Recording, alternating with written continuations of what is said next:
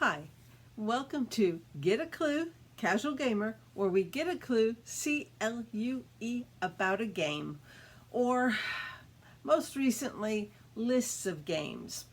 I have been gone and off, off from putting up videos for a couple weeks now. Family matters. I've been away from home for a couple weeks, and I'm just finally getting back into the swing of things. A little late, but I thought I really needed to just jump in and do a video, and without a lot of preparation, just let's talk. Today happens to be, while I'm recording this, May 1st. So we're going to look at, I pulled up my app, my BGG app, Board Game Geek app, of my games, and I pulled up the M's. M is for May. And I'm going to go through them and talk to you about my games that I have, the M games I have played, and a little bit about them, what I think about them. There won't be a lot of pulling up boxes and stuff. I'm literally going through my list. I have a whole lot on my wish list, and I have a bunch that have not played yet that I own. And so we're going to look first at what games I own that I have played, or I might not own them, but I have played them, and give you a little bit of my insight on them. I will warn you that, especially near the beginning, some of these are definitely not in the casual level. So I will just mention that. I will tell you a little bit about them, and then we'll keep on going, because this channel is all about casual level games. So let's begin with my trusty phone on the side here. The first one, I'm going alphabetically just down the list. The first one that I've played that I own is actually one of those escape room games, events, MacGyver the Escape Room Game. Now, I have found that I am really bad at escape room type of games.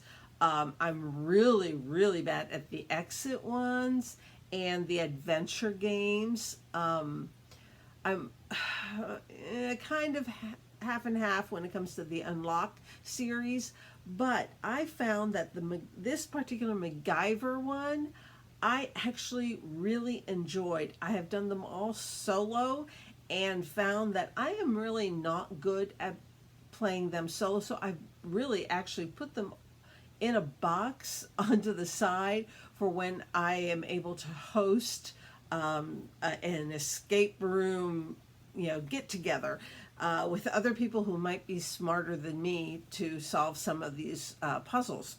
But anyway, this MacGyver one I actually really enjoyed, and I was able to figure it out. So that is a big plus in my book. It came out, I'm just going to pull up Board Game Geek information. It came out in 2018, so that's about 5 years ago. And it is definitely in the medium light level. When it comes to BGG ratings, it's people who play games rate the games. And this one really is rated kind of on the low side of 5.5, which seems low, but because it's such a light game, a medium light game, a lot of people who rate games on BGG are people who play the heavier games, and so for them this is just way too easy and they just don't want to bother with it. It's not a big production one. So personally, I would give it a 7 for myself, not higher, just because I have found that the escape room type games are not the ones that really give me great joy. But if you are someone who likes escape room type games, what I liked about MacGyver, especially MacGyver the Escape Room Game, is that it had some puzzles that were different and not the same. Because a lot of these other, yeah, they have a whole series and it's like the same puzzles over and over again, but just with different letters and numbers and shapes. But it's the same puzzle over and over. The MacGyver one was a little different. And so it gave you a little bit different flavor. So that is the first one in my M is for May list.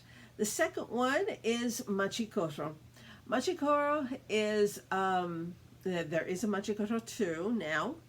I have the original one, and that's the one I have played.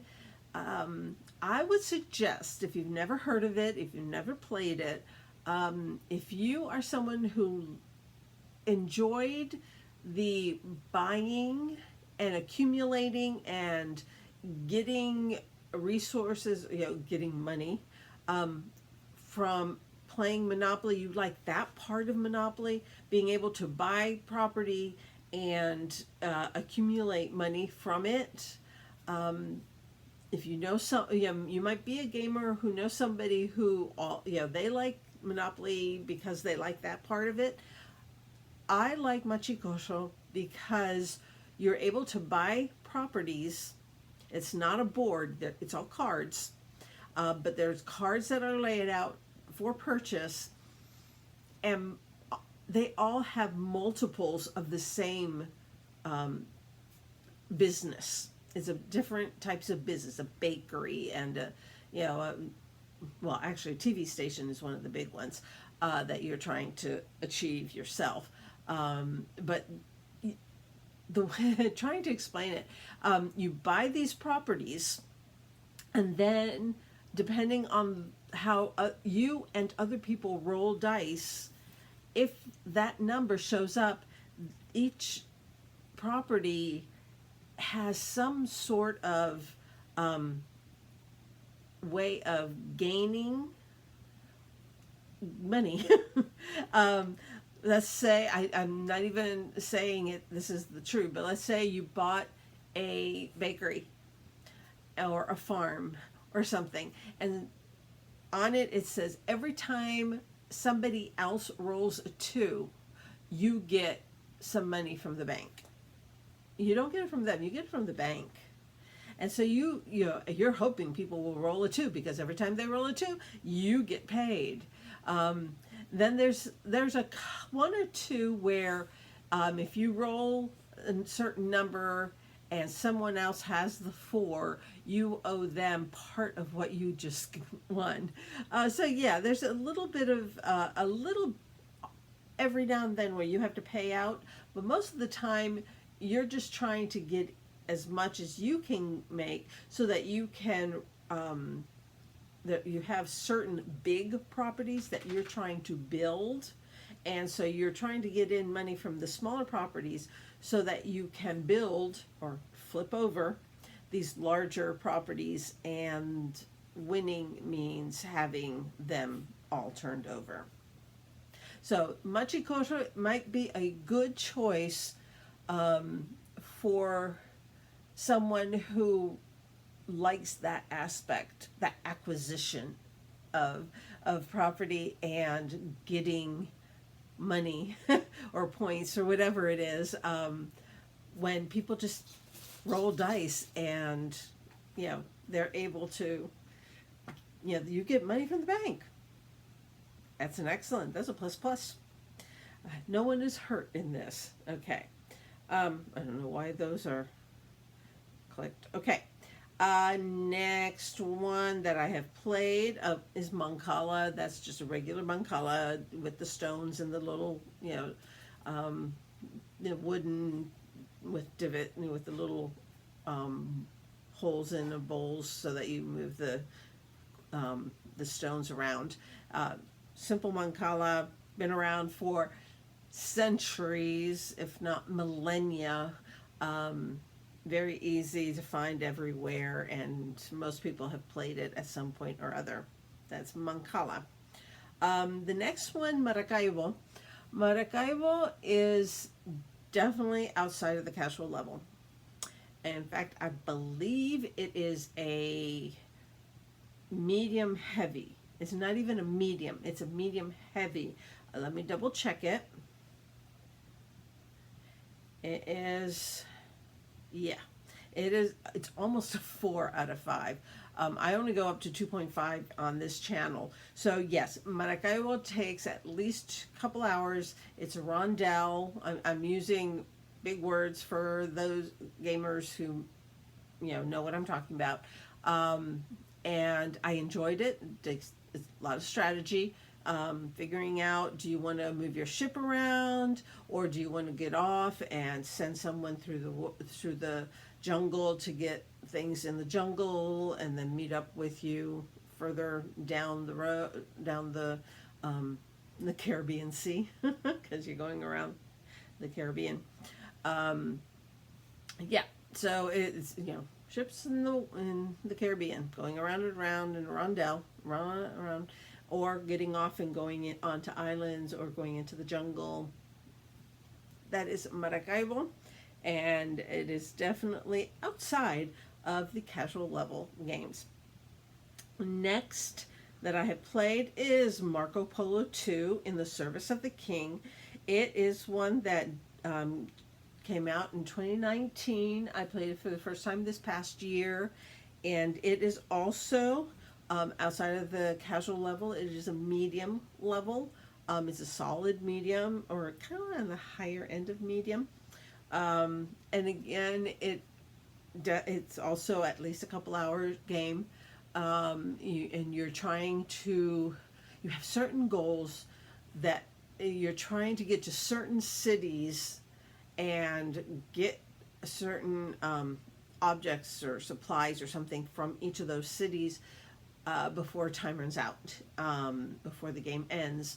And if you've missed one item in this one goal card, goal GOAL card, if you're missing one thing, you didn't meet the goal. So sometimes you kind of look at the ones you have that you can work on and go, there's no way I can finish that one, so I'm really going to put all my efforts in trying to finish this one. So that is Marco Polo 2 in the Service of the Khan.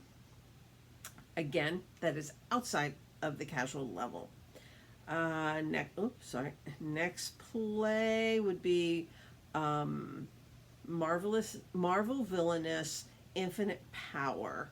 I played that at Dice Tower, and that came out in 2020, and it is also medium weight, in the high end of medium weight. No, low end of medium weight. Low end of medium weight. And we had fun. It was the rules, especially for one character, seemed a little hard to grasp. And by the time we finished the game, we kind of looked at each other and said, "I'm not sure if we actually played this correctly." But we had fun. But it is outside of the casual level. But if you like Marvel, if you like the whole Disney thing, because there's all different characters for Disney Villainous, all villains, you can try any of them, but be aware they are outside of the casual level. Okay, next one. After that, let's see, play. Okay, now we go to a very simple game. It's a roll and write, Medici, the dice game. I have talked about it before in other videos. Very simple game. You're rolling dice, you're choosing what resources you want depending on those die, and filling your boats that are tied up to the wharf, and you're trying to get the best score you can. Most of the time, I will give the caveat that most of the time I've played it solo. I think I've only played it once with someone else. So, and I enjoy it solo. I have no problems with it solo. Again, it's Medici, the dice game. I believe there is a Medici. This is dice game. This is a roll and write. It's a very simple game. And it's a wonderful little roll and write. Have I done a purely roll and write thing? I know I've done maybe like my top 10 or something like that, but I own like 30 roll and writes because I find that I like roll and writes, part of it because I can play them solo. So yeah, I might do something like that soon. Okay, next one on my list is Merchants of the Dark Road. Definitely outside of the casual level. It came out just last year, 2022. Um, yeah, it it says it plays in 1 to 2 hours. We were None of us knew how to play it. There were three of us trying to figure it out, reading the instructions, trying to set it up, played through it, looking at the instructions a lot during the playthrough, and it took us over 4 hours. Just giving you the heads up. I know it's a medium level game, um, and I can agree with the comments about how it's a little difficult to really figure out. It's a rondel. You're going around and around, but it is a dark board, and figuring out where is it that I stop to do what I want to do in this game. It's definitely not, Parcheesi, where you can see exactly where you're going. It's kind of a little nebulous, and it's a little it definitely it's a good game. I don't feel the need to play it again. It was a nice challenge to try and figure it out and to play it, but yeah, people do like it. It has a 7.4, which is a reasonable rate given by players on BGG. But I personally would not give it more than that. I would probably give it a 7 as well. I mean, yeah. So anyway, so that is Merchants of the Dark Road. Next one that I have played is Mexican Train, which is just the same old, pull out the dominoes and play it. Though it has been years since I've played it actually with dominoes. I play it a lot on my phone. Occasionally on my iPad, but a lot on my phone. I've played it already today. I think I play at least once a day on my phone. It's just an organizing thing for me. I just organize the dominoes on the screen, and then I just kind of like create a chain, and then I start playing. That's just, for me, that's relaxing. So yeah, I play Mexican Train with digital dominoes. Okay, next one is Mint Works. Excuse me. Excuse me for the cough and for messing that up. Mint Works is one of those games that comes in a tin about the size of an Altoid mint tin. That's why they're called Mint whatever. This is Mint Works. I've only played it once solo and didn't quite figure out what the rules really were. I put it after I played it, I was like, I put it aside, figuring maybe at some point, if I play it with somebody who knows the rules and can just let's play this game, I might enjoy it better. But it's not necessarily the the type of game that I know that I really do enjoy. So I'm not really, worried about getting it back to the table. But I do know there are people who really like it, really enjoy it. It's a small thing, can go easily. Toss it in a backpack, in a suitcase if you're traveling, very small. But it just doesn't do much for me. That's Mint Works. The next one I played was Mombasa, and that was another big one. That one came out in 2015, so it's been out for 8 years, and it is considered a medium heavy. It's almost exactly the same level as Maracaibo, Mombasa. It has been, though they do say it can take 2.5 hours. I'm going, yeah, it can. but it is loved, 7.9, which is a good score for it. Plays 2 to 4 players. Definitely outside of casual level. Definitely. Um, it has also, Mombasa has been rethemed, and the new theme came out last year, 2022, and it's called Sky Mines. Basically, you are in Mombasa. You're trying to. It's a land grab. Basically, you're trying to create a chain for a a chain of land for a train to, the longest train, whatever. In Sky Mines, you're trying to get land for the mines so that you can mine things on either a moon or a planet or something like that, out in space somewhere. No, nothing on Earth. And it is very well liked. It's a 8.1. It has always, like, it can be played solo, but it is definitely a medium heavy, and a high end of medium heavy.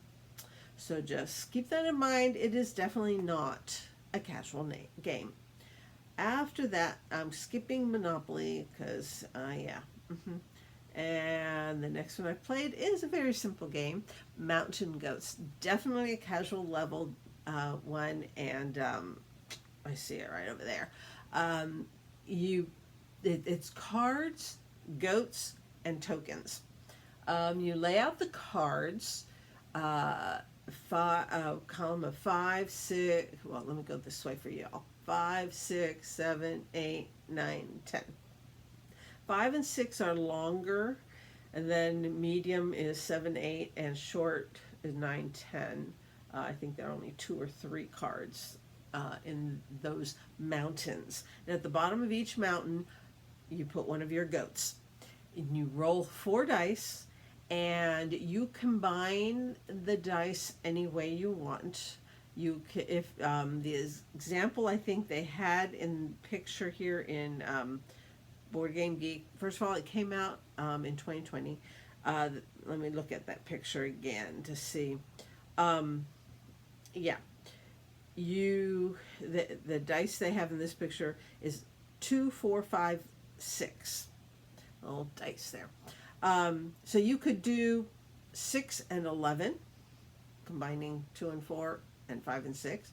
You could do 8 and 9, combining the 6 and the 2 and the 4 and the 5. You could skip one of them and just do 6 and 9 and just ignore the 2. Or you could ignore the 4 and do 7 and 6.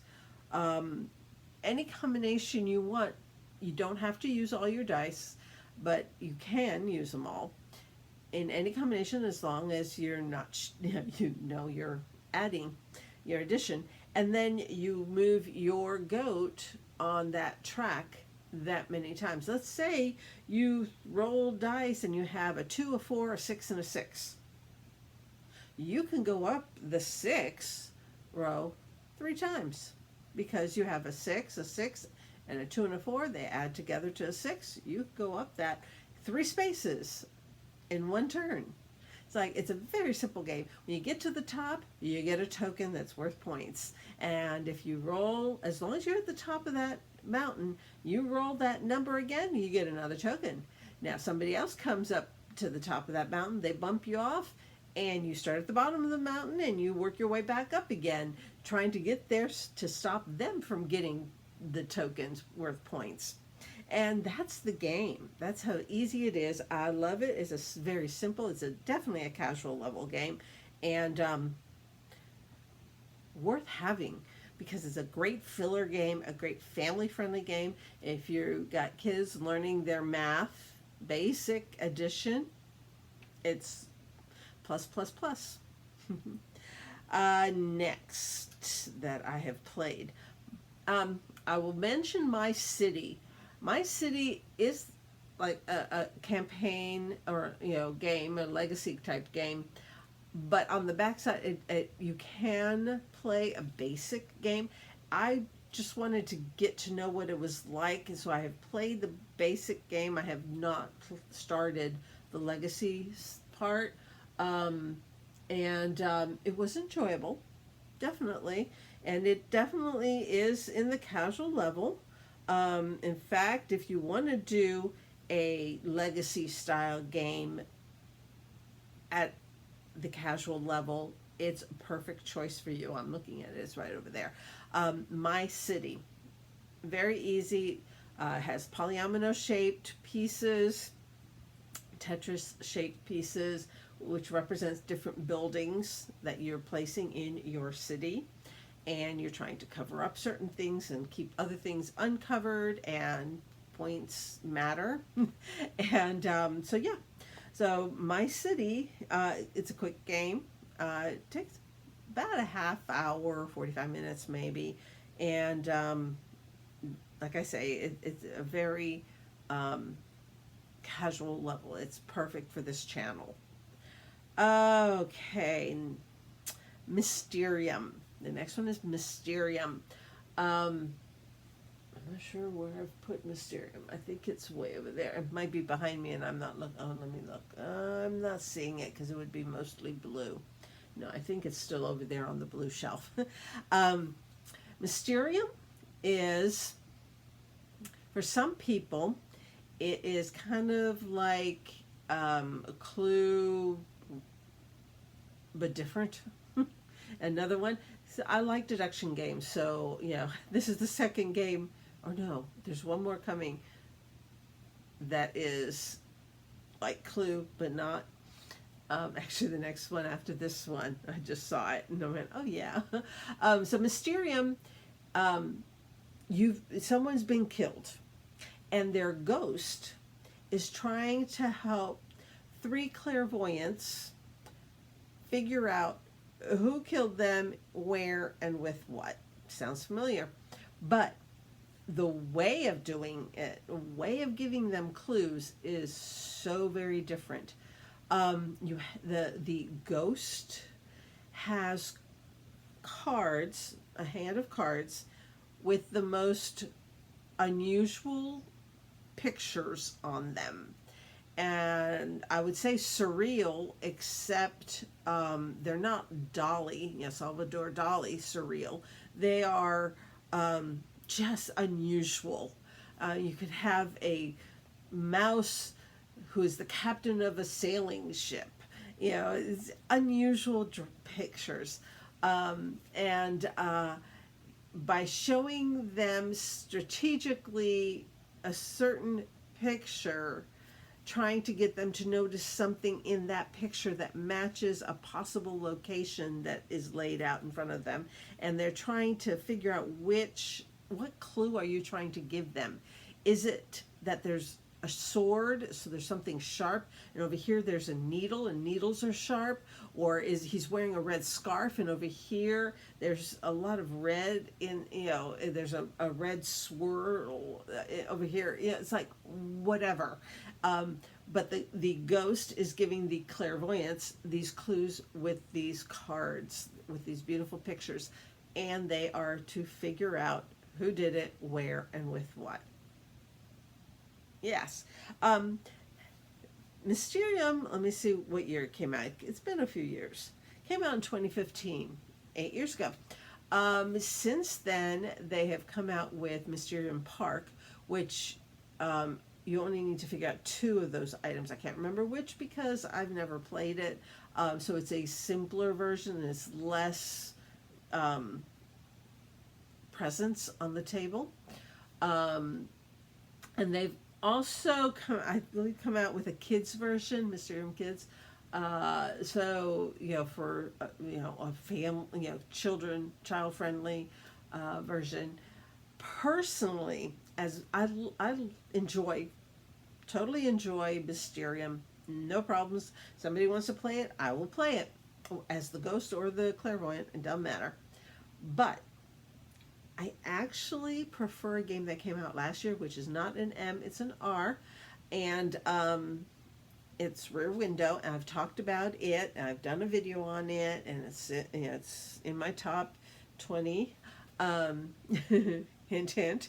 And in that, I think part of it is my love for the movie. love the movie. It's I think it's my favorite Hitchcock movie. Definitely my favorite Grace Kelly movie, and one of my favorite Jimmy Stewart movies. So I love the movie, and so I really was looking forward to this game when I heard about it, and I have played it several times, and I enjoy the simplicity of it. Yes, there are some unusual, the pictures that are on the cards for this, for Rear Window, are more practical. They're not surreal, but there's a lot of different things going on in them so that you can try and get people to hone in on, there's a record player over here, but over here there's a broken plant pot on the floor. So it's like, what are you trying to get them to look at? You know, type thing. It's, yes. One person is trying to get them to figure out who lives in 4 apartments and one thing about them. Are they an art connoisseur? Are they a murderer? Yes. So there is murder in it as well. Possibly. Not always. So yeah, I prefer Rear Window to Mysterium, but I really enjoy both of them. I am quite happy to play either one. Just let's set it up and play. But yes, Mysterium is my next to the last, I think, of the M games that I have played. Yeah, Mystery of the Abbey. Mystery of the Abbey came out quite a while ago. I looked it up and it was 28 years ago. Mystery of the Abbey, which is right there. I'm looking, it's like Mountain goes there, there. It's like, yeah, I've got games all over the place. Anyway, Mystery of the Abbey, the first version of it, which was 28 years ago, was not, I don't think it was really available in the United States, mostly Europe. Days of Wonder brought it over to the United States, and I have the Days of Wonder version, which is beautiful artwork, you know, very colorful, and in the game, it is a casual level game. So it's Mysterium. And Rear Window. So yeah, Mystery of the Abbey. A monk has killed another monk or somebody. It's kind of like a very casual version, very friendly version of a take on the book and the movie, The Name of the Rose.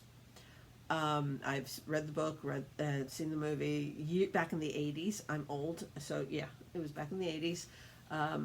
Yeah, the name of the Rose, The Name of the Rose. Oof, it's been so long I can't even remember now. But anyway, you're trying to deduce which monk did it. They have skinny monks, fat monks, bald monks, monks with hats or cowls or whatever. Not cowls, it's here, hoods. You have Benedictine monks, and I can't remember the other one. Can I tell I'm not Catholic? The ones that one wears black, one wears brown. I can't remember which is which. And then there's 3 different strata. You know, it's the higher orders, the different orders. Anyway, you're trying to you ask questions to, yes, like, how many bald monks do you have? And everyone has a certain, cards. And there's one that's been put away. And so well, I have 2 monks that are bald. And it's like, okay. And so there's 2 that definitely, and then you just try and you ask people and, simple questions. So it is a take on Clue, but different. And there's also a couple little rules in there that kind of add a little twist to it. So it's not just the questions. I mean, you have to go back to the chapel for prayers. So there's different things that you do in the game. It is definitely a purely deduction game, and I really enjoy Mystery of the Abbey. Let me see now. Let's see, out of all of these M games, what one would I say is my favorite? Oh, wow. Um, hmm.